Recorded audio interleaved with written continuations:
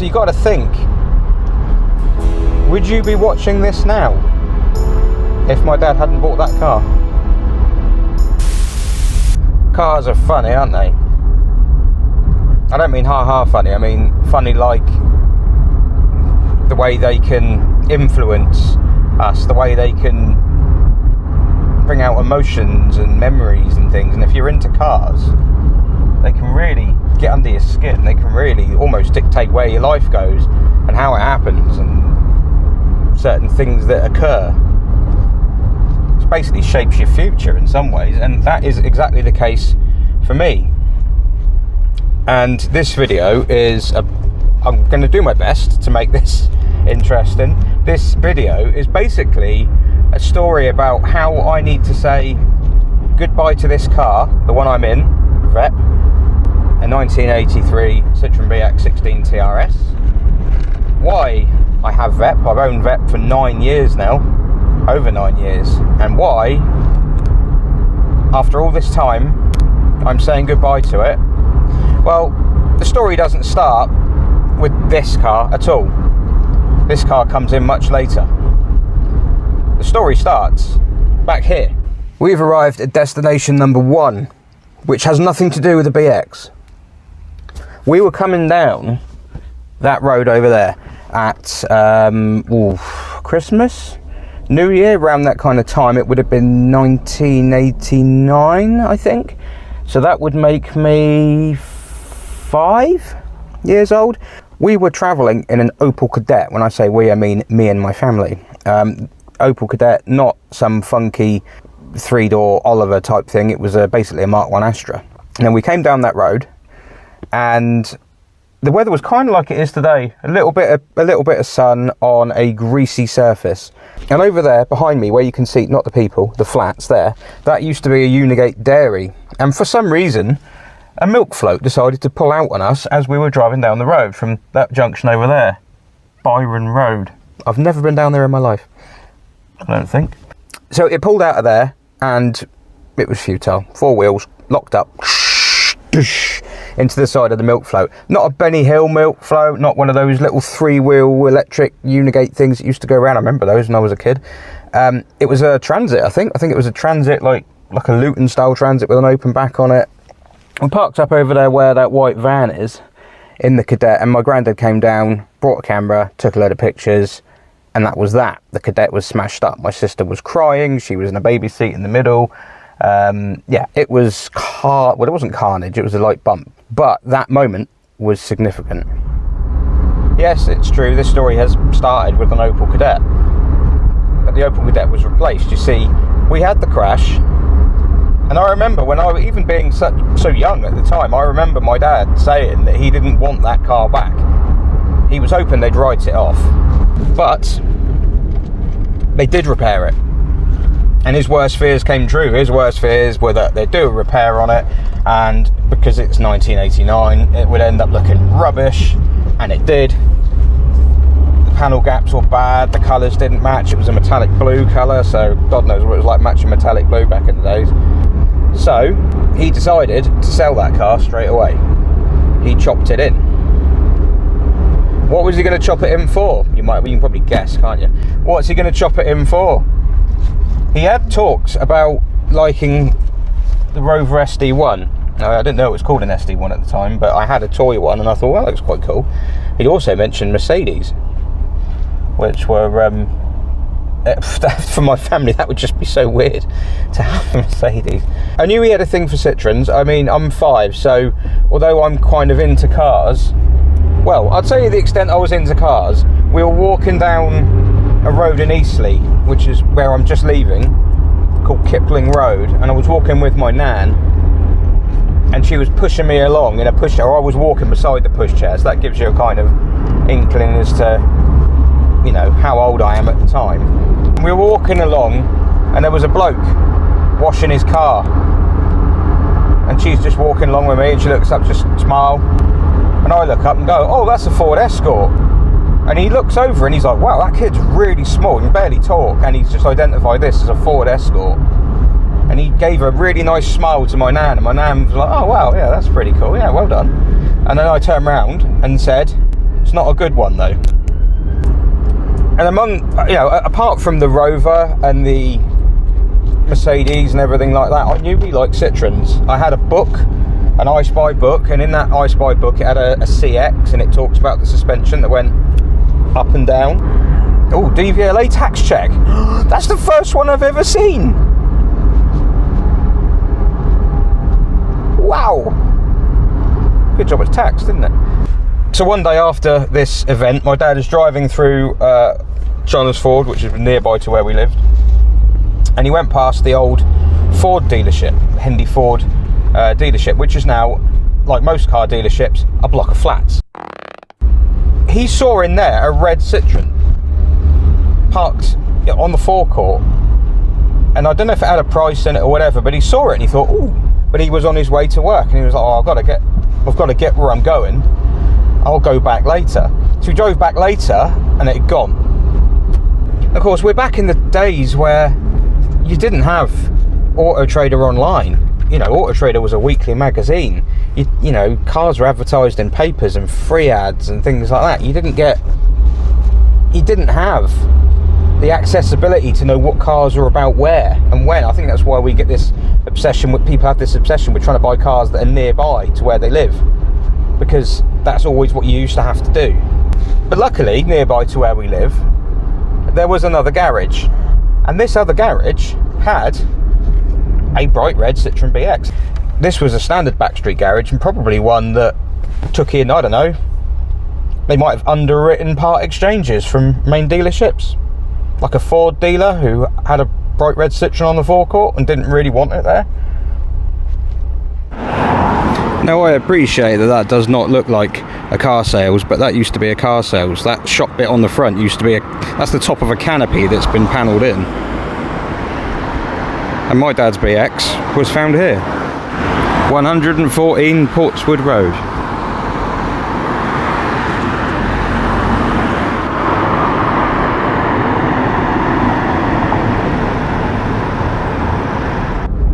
So the car sales, which is now a restaurant of some sort, is stop number 2 on the farewell tour, and that is where life took a change, because that is where my dad chopped up Opel Kadett before the red BX that he'd seen previously. We are 99% sure it's the same car that was at the Ford dealer, but we cannot be certain because we don't have a time machine. So he's gone down, he's made a deal, he's chopped in the Opel Kadett. Any backstreet car dealer that's got a Citroën on the forecourt and someone comes in offering them basically a Vauxhall Astra in part exchange, they're not going to say no, because in the trade, Citroën, the suspension, it's all complicated, unreliable. So yeah, so if you want to buy a Citroën in the trade, it's pretty easy. They are only too happy to sell you one. So in February 1989, A63 Arpo comes to live with us, me and my family, that is. And obviously it's me first, because I'm central to the world. I remember my dad telling me when I was younger, he said, oh, you're going to like this car? And I said, why is that? And he said, because when you start it up, the seats go up. I remember this, and I was like, the seats go up? I mean, you know, I was only young, but even in my head, I'm thinking, why? What's the point of that? Imagine my disappointment when he brought the car home, and I remember the day of it coming back from the garage, you know, the car sales. I remember the day he went to get it, and I said, go on then, make the seats go up. And he pulled the lever and the suspension went up. I went, hey? Sorry, that's not the seats going, that's everything going up. So he, even at that age, I think he was probably underestimating my ability to be literal. But that car probably kick-started an entire fascination of, I don't know, when I used to have toy cars, I was obsessed with the ones that had suspension. I used to push them up and down, and see, there's a reoccurring theme here. I used to lay out sort of coasters or placemats or things like that and push the cars over them and see which ones rode it the smoothest. It started a fascination with suspension. I also got I became obsessed with cars being parked with the wheels turned. I realise I am probably neurodiverse, so don't, if you're watching this going, mate, you should say, I know. But yeah, I got obsessed with cars being parked with the wheels turned and the suspension and everything like that. So if you're like that, and you've got a Citroën, bingo, that's the way to have it. And that car, it's fair to say, shaped where I am now. It shaped everything, and I mean everything. Like my car life, I'm the sort of person where if my dad had got, I was immensely proud of anything we had. Stupid, really. So if my dad had a BMW, I'd have been into BMWs. If he had a Ford, I'd have been into Fords. It just happened that he bought a Citroën, and then when you've got a car like a Citroën, and then you've got a mind like mine that like goes into all the details about things with a Citroën, proper Citroën, there are many, many details you can go into. There are many different avenues in your little head to go into. There's just so much craziness about it. The dials, the indicators, the suspension, the looks. It's just not a car. It's not an car. It's more than that. And then with everyone's obsession to, I know I can't pronounce this word, anthropomorphize. The thing where you try and make things that aren't living. The things where you imagine things aren't human. You sort of start putting human qualities to them. Well, I did that with Arpo. Yeah, I called it Arpo because of the number plate. And I was really obsessed with that car. Really obsessed with that car. We went all over the place. I wouldn't say we went as far as I've been in the family car I have now with my family. We didn't go to Europe in it, but we drove to Devon, Cornwall. No, not Cornwall. We drove to Devon, Somerset. Picture of it at the Minehead. There's a picture of it at the West Somerset Railway. We drove up north to see our cousins who'd moved up to Bury. Drove it up there a few times, so it just went everywhere. It was just a constant, and maybe it was a signal that there was something going on in my head, the way I'm wired, that I needed that regularity, that kind of, almost that baseline to work from, and that was one constant in a sea of ever-changing world, in an ever-changing world, in a sea of things that can be classed as variables. That little red car on the drive that was slowly turning pink was a constant to me, and I just became so obsessed with it that even at that young age I knew that I was going to own a BX. I wanted to own that BX. I wanted my dad to keep it long enough so that when I was older I could have it or buy it off him or whatever, because I was never going to sell that car. However, my plans were, they took an unexpected knock, unfortunately. They took a knock because my dad was driving to work down this road here, the M271, as he did every morning. He left at the same kind of time, he took his plastic briefcase with him, and off he went. And I wasn't in school that day. I was either ill or I was pretending to be ill, one of them. Did that a lot. I hated school, absolutely hated school, and most of the people in it. And I was at home, and we had a phone call about 9:15, 9 o'clock maybe, something like that. It was my mum answered it, came upstairs, and I remember the words, "Your dad's been in a crash. He's okay." And I'm thinking, okay, yeah, I kind of took that as read. How's the car? Well, the crash happened right here, where I am now. Literally right here.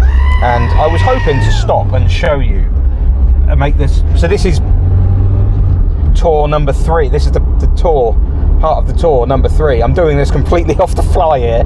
I can't stop here, it's a motorway. I'm not auto shenanigans. Let's pull to one side. So I've pulled to one side. I am in effectively waypoint number 3-ish, kind of. Probably not really. This is as close as I can really get, I'll use Google Images, to the site of the crash. Now, the road has been massively redeveloped since it happened, so even if I did stop, which was my original intention on the way here, it doesn't look anything like it would have done, so it's kind of almost pointless. So he was driving along the M271, he came off at the slip road. A nurse was behind him in a black Mark IV Escort, G-Reg or something, E-Reg, F-Reg, a basic one, like a Popular or Bonus or something like that. I don't know what went through her mind. She was absolutely devastated. It was a nurse who works at Southampton Hospital, bless her, so she was absolutely devastated. And so she should be, because she ruined my life. I think she must have already slowed down a fair amount, because the damage, well, when the car came home on the transporter and I rushed out to see it and my dad, I asked him where the damage was, because I ran round to the front of the car and he said it was around the back.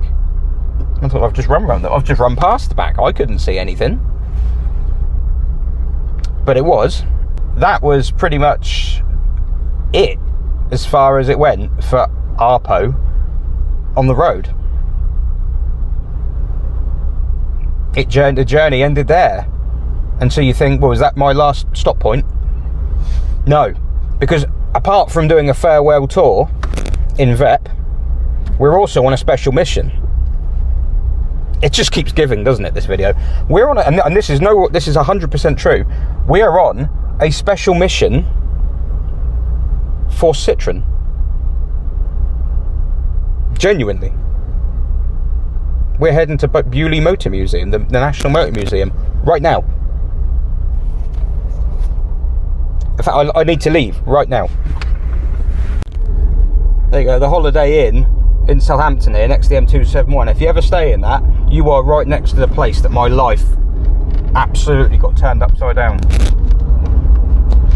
But we do have a picture record of this, because my dad was a careful kind of guy, and after the things that happened with the Opel Kadett, where my granddad had to come down and take pictures of it to prove what happened, my dad always carried a camera with him in the car, and he took a picture of the car at the accident site, complete with plastic briefcase.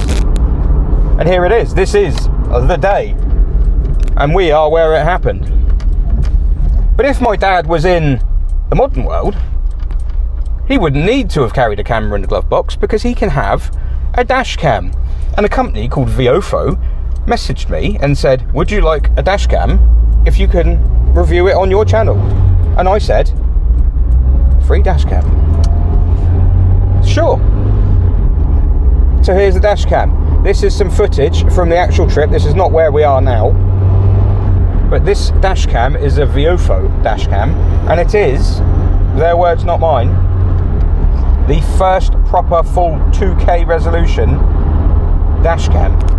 I will do a proper review on this, because I can't do it when I'm driving and everything like this, but I have, for the first time, installed this thing into the car here. So we are running with the dash cam as I speak. Excuse me. There it is. Really needs a non-return valve on that washer.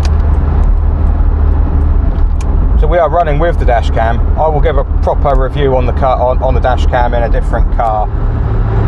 And then fittingly, the last picture I ever had of that car, the last picture I ever saw of it, was the picture of it being rear-ended, or the picture of it sitting rear-ended on the side of the M271.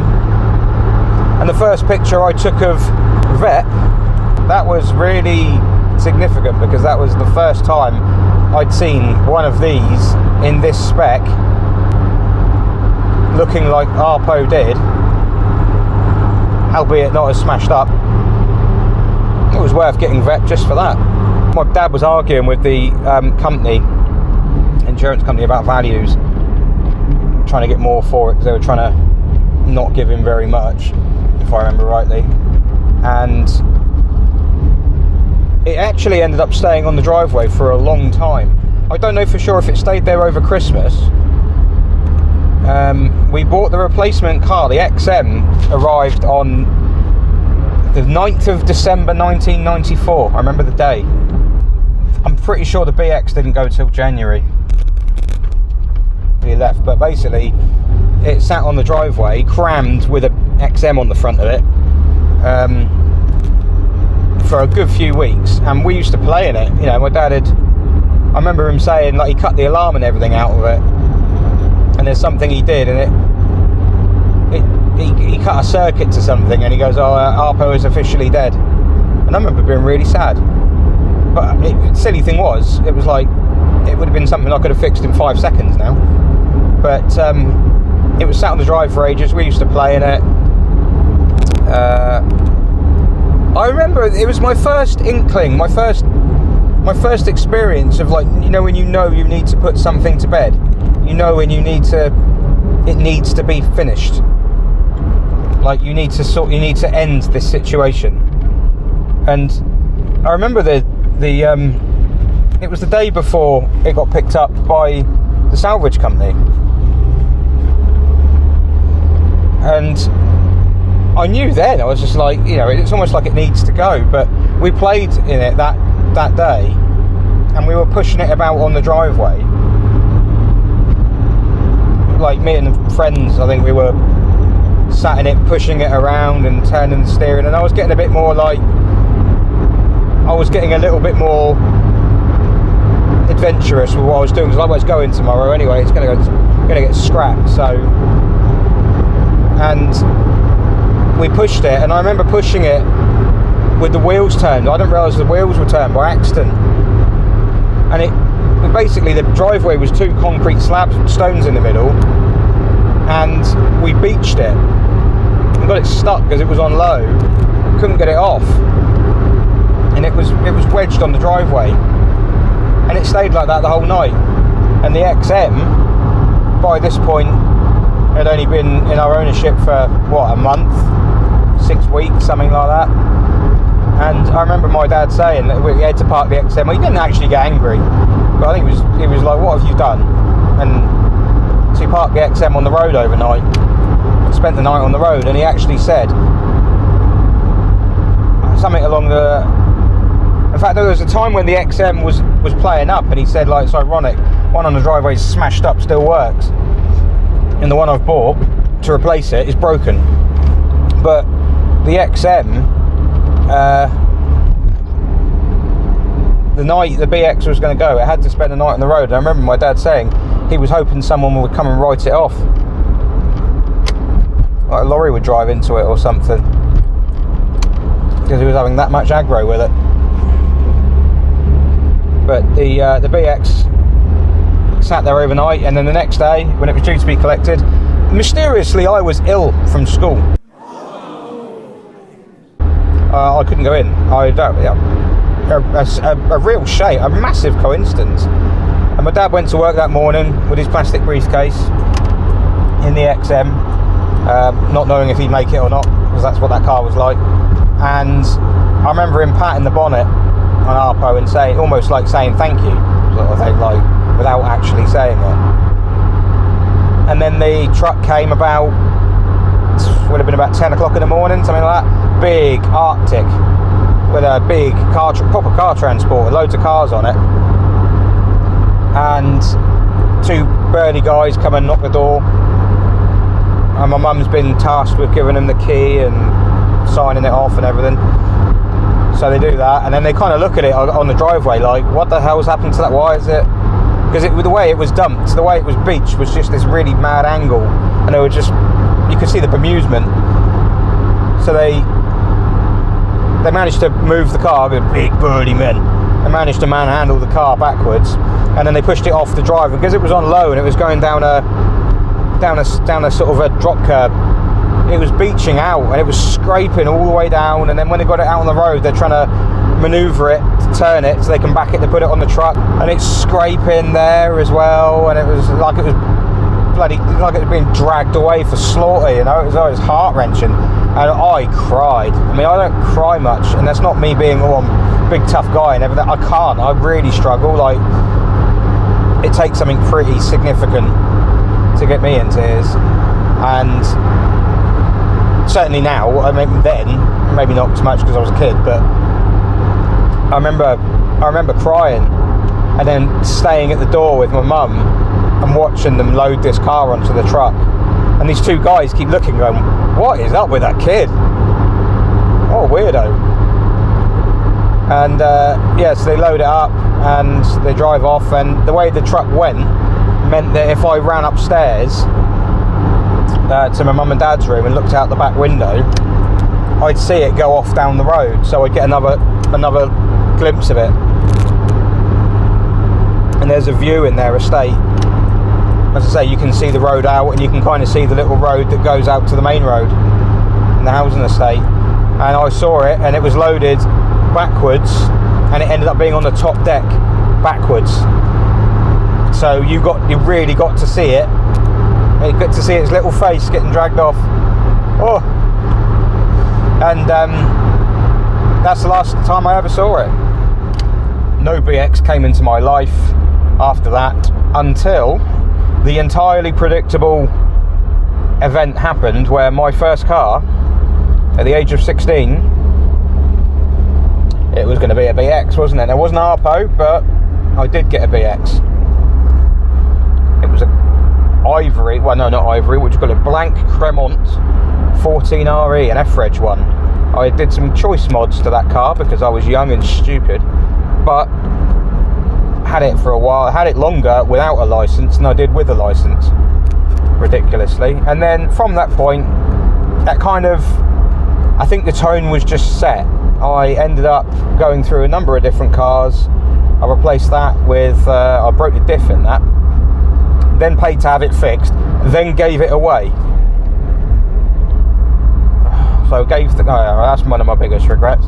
After the BX, first car, followed a ZX Avantage, and then an AX GT, and then a brief dalliance with a Honda Prelude before another AX GT. Yada yada yada, load of stuff going on. But it's that Arpo had sown the seeds in my head of what I liked in cars and what I wanted and everything like that. And eventually, I ended up buying a brand new car, which was a Saxo. It's the only brand new car I've ever bought, and it's the only brand new car I will ever buy. I just wouldn't do it again. It's a waste of money. But I bought the Saxo, it was quite cheap. And I bought the Saxo at a time when, it was the max power days, and you modified your cars, and I did modify it, and I broke it, and it got abused, and it was the done thing, wasn't it? Own a car when you're in the max power era, modify it, blah blah blah. Now I broke that Saxo quite a lot, and eventually I got the ump with it and decided that it was the car's fault, not mine, despite the fact that the problems it was having were repeatedly the same problems. And after the Saxo,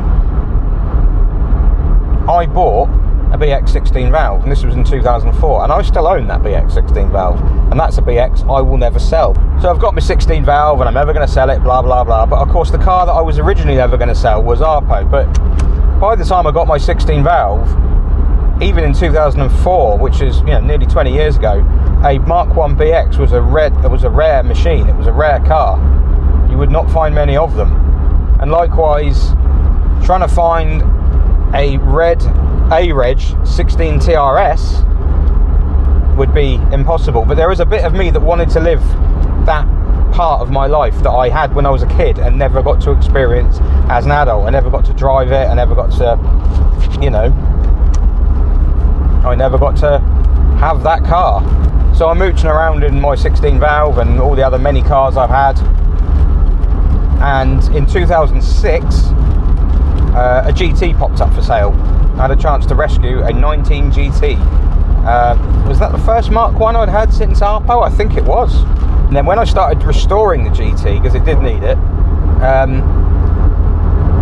for some reason, I can't remember how it came about, I started writing in Practical Classics magazine.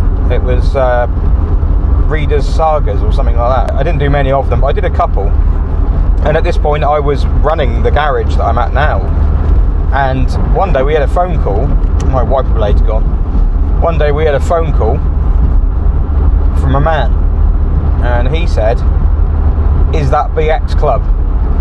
And I thought, this is someone I know having a bit of a gag, isn't it? Someone I know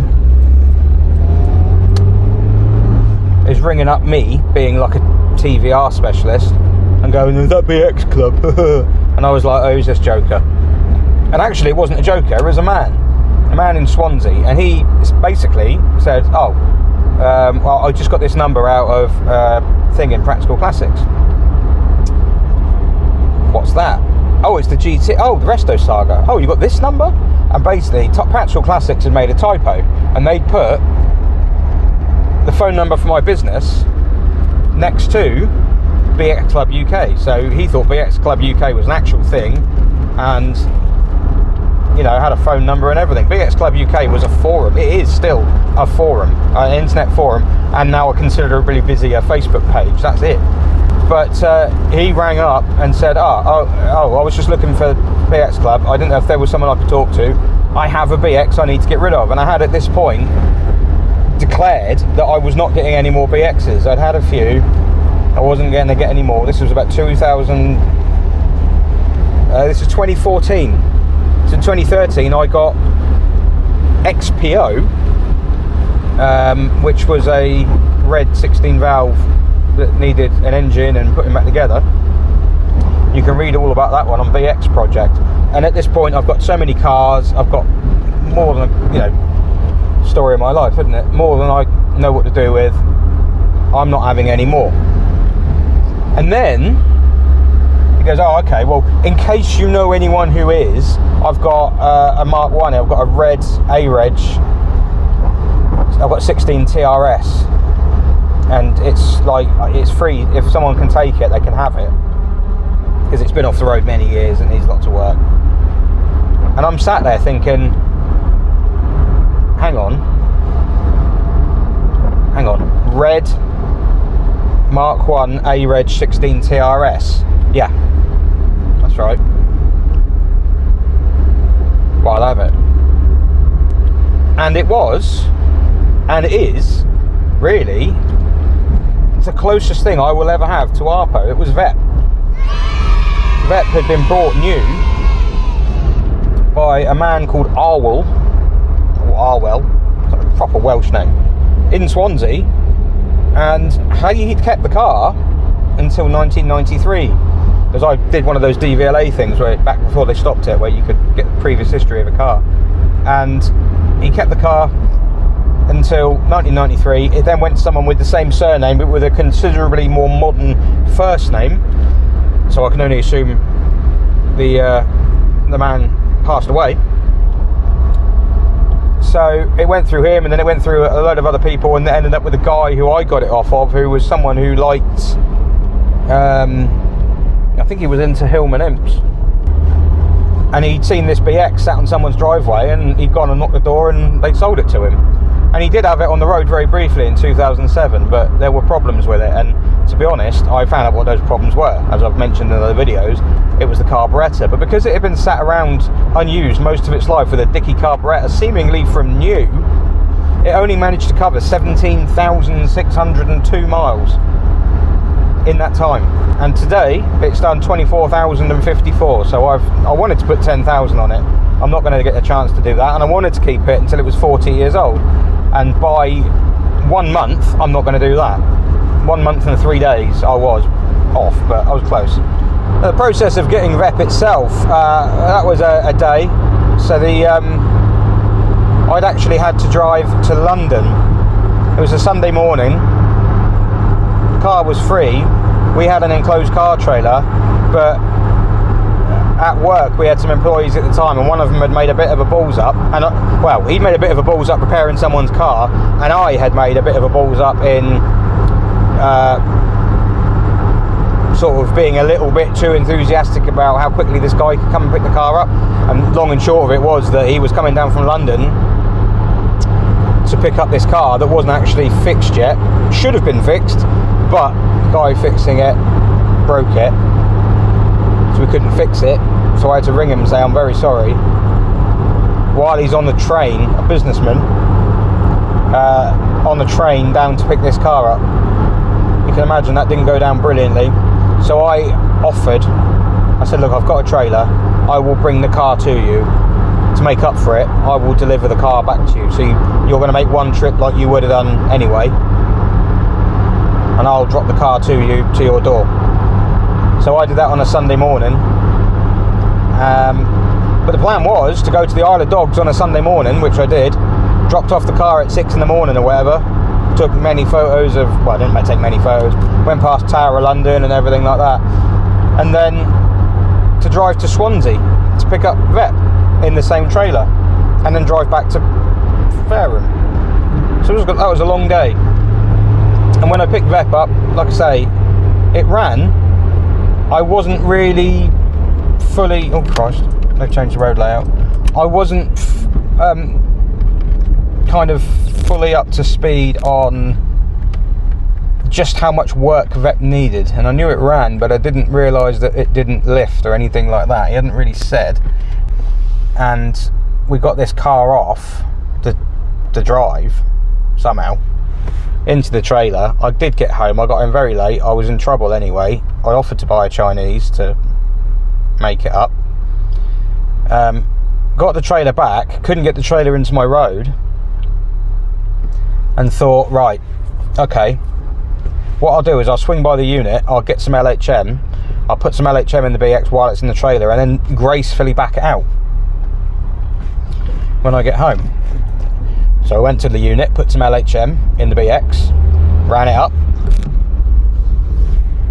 waited for some hisses or some clicks or a sign of hydraulic life. Nothing. And then there was a funny noise, kind of like not like a balloon popping, but just, yeah, some incorrect noises that you knew weren't right. And it was basically flooding the trailer with LHM. Flatbed trailer. And proper flatbed, not two like ramps. So the whole trailer bed, which was wooden, swimming in LHM. And there was no way it was ever going to lift. So if I'd have known that when I got there, I'd have been prepared, and I wouldn't have tried doing that. So the car was absolutely soaked in LHM. So I got back home, I put the trailer, got the Land Rover and the trailer into the closest road that I could find to my house. Now, you have still got a handbrake with BXs. Luckily, the handbrake's cable operated and it works on the front calipers, so it does work quite well. So I knew that I could bring the car out with the trailer using the handbrake, because the brakes don't work, because of course there's no suspension, because it works off the same circuit. But getting the car off the trailer was fun, because it ground out again, got stuck, tried to back it up, bed was full of LHM, wheel spin ensued. It just sat there spinning its wheels, beached. Eventually managed to get it going, and it shot out the back of the trailer at a rate of knots, and me being like panicking, and just my natural reaction was to slam my foot on the brake pedal, which threw more LHM out everywhere. So that did good. It rolled off the bottom onto the road, trailer fluid behind it. It's now raining at this point. I limp the bloody hell, it's changed around here. I limp the car to my driveway. Someone is parked blocking my driveway. Some moron. So I sit there leaning on the horn, on that horn there. Someone comes out. Oh, sorry, I couldn't find anywhere else to park. I've just managed to park a Land Rover and a big trailer. It's just I couldn't do it in the street of the house you want to visit. So people think, well, I just blocked someone's driveway instead. Oh, I hate people. Anyway, so I back the car off the trailer, as I say. I go to my driveway, I find it blocked, beep the horn, they come and move their car or whatever it was, and I park this on the drive. I shut the door, the window drops into the door, the headlamp glass falls off, my wife's in the mood with me, and I'm sat there thinking, was this the right thing to do? So I was so angry, I just drove off in the Land Rover and the trailer.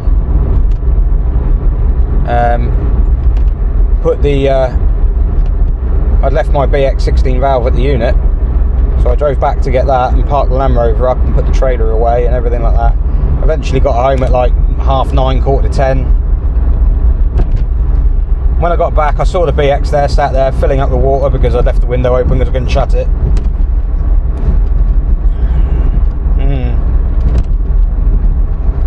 I don't know, it was kind of weird. It was like, huh, hey look, it's Arpo again. And at that point, it was all worth it, all that stress. Not on the day. I don't think on the day I would have said that.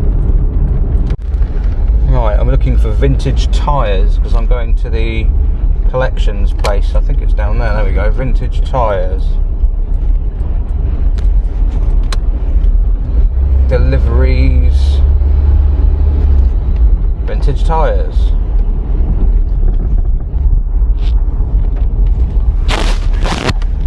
I need to park up next to some grey shutter doors and await further instructions.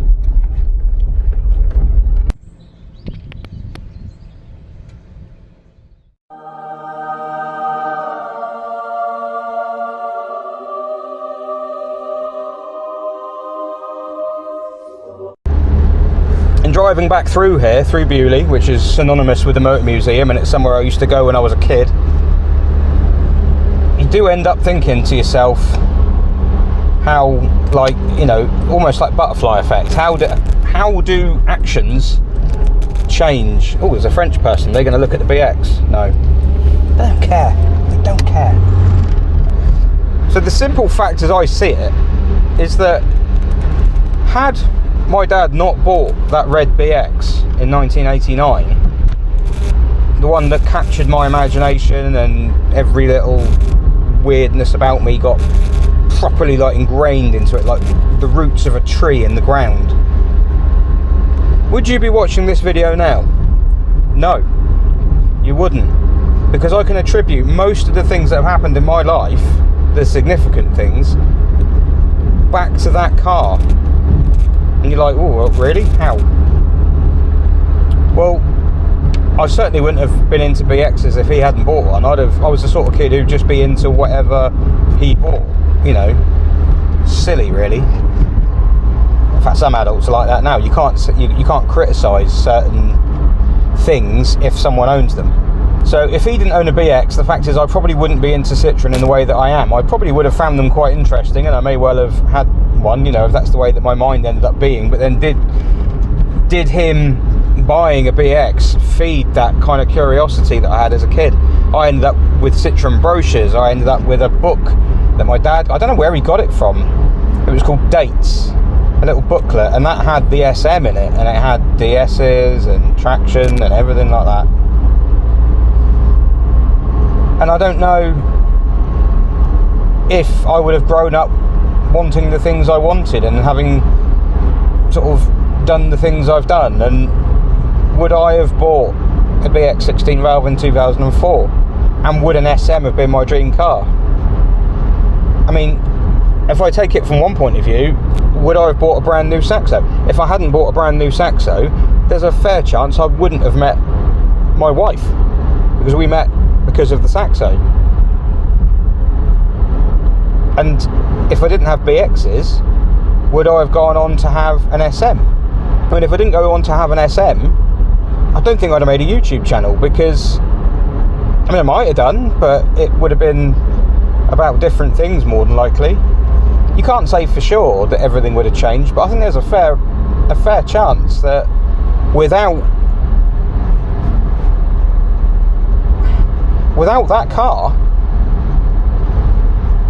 certainly I wouldn't be in this car. This car would more than likely be scrapped. It would have existed regardless, but it wouldn't have ended up in my hands.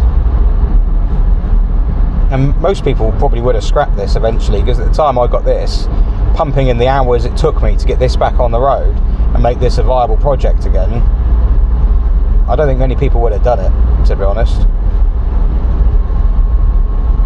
So you got to think, would you be watching this now if my dad hadn't bought that car?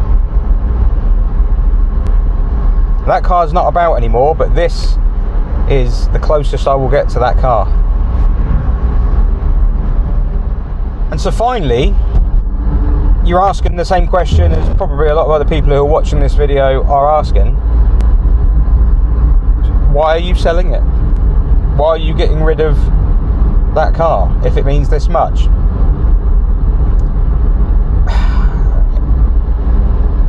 Because it just feels like I've done it. I've completed it. I was never going to keep this car forever. At the end of the day, we had Arpo for 5 years or whatever, and I've forgotten more in 5 years that is more significant probably than that car.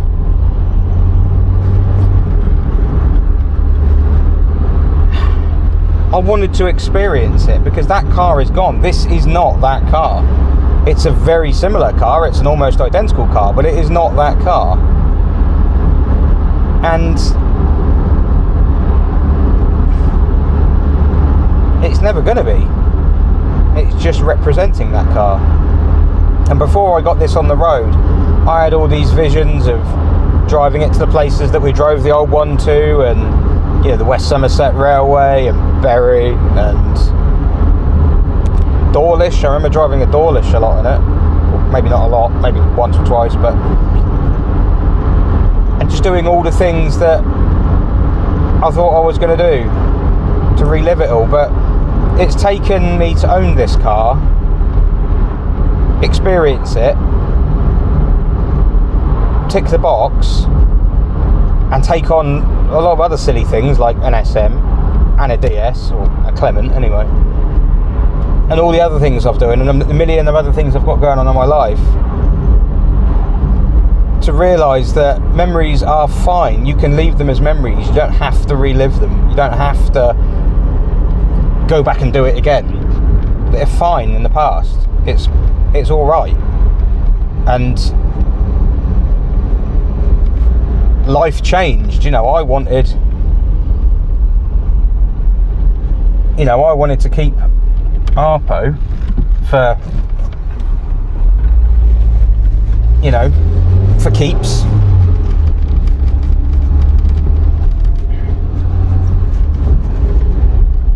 And for it to be my car, but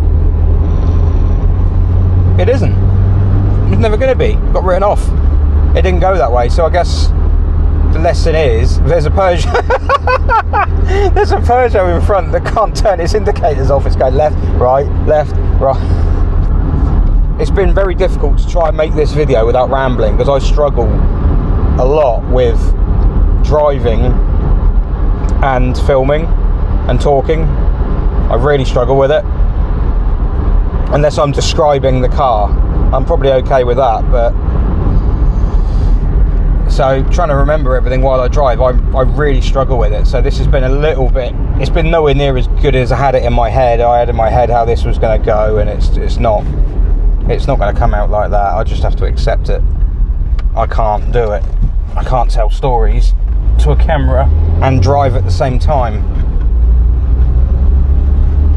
But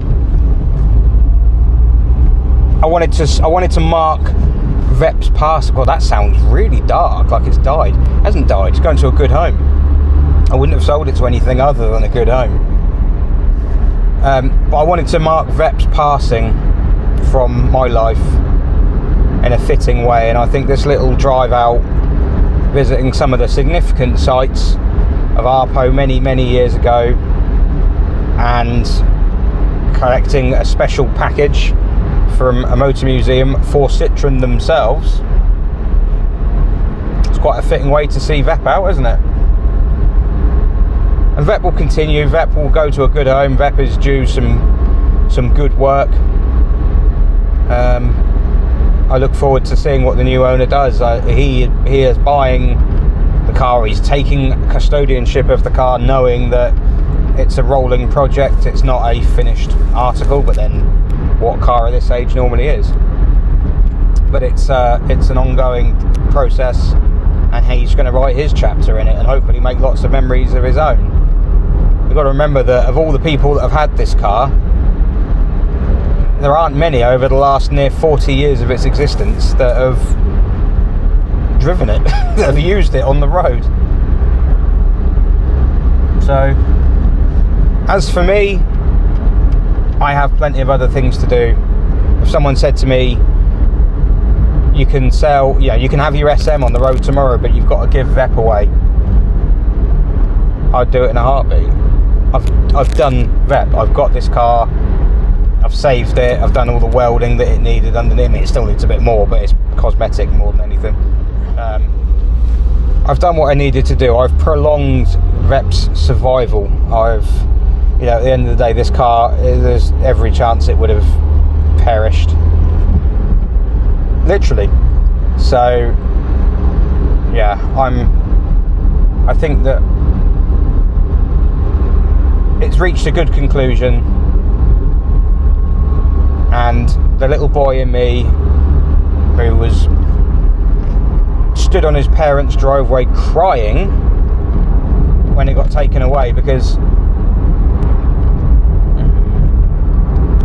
yeah, it was crazy. I was so deeply rooted in that car. And